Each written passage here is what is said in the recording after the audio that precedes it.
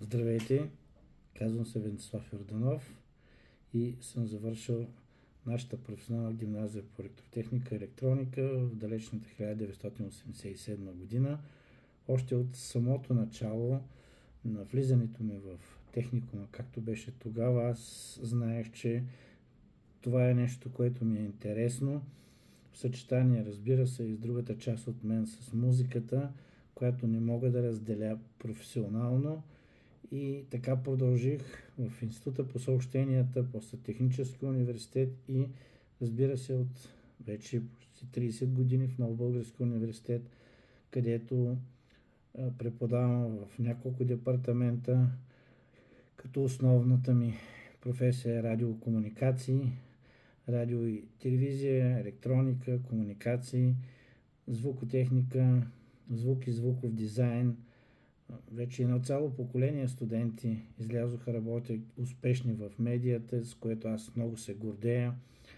И пътя не е лесен, но с много труд и постоянство се постига всичко, защото когато човек има цел и посока и е на правилното място, с правилните хора, винаги се случва. Това са единствените условия за успеха, като от всичките, ако го няма най-важното, постоянството и труда, няма как да се получи.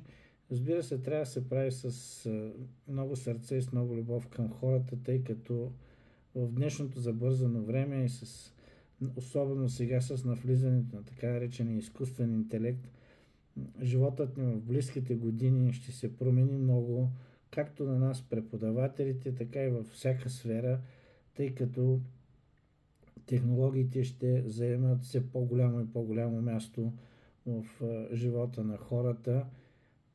От това ще зависи какви ще бъдат резултатите. Но както всички хора искаме да живеем по-добре, за да живеем по-добре трябва да сме спокойни, уверени и да имаме цел и да използваме най-вече технологиите за мирни цели, за добро. Благодаря ви.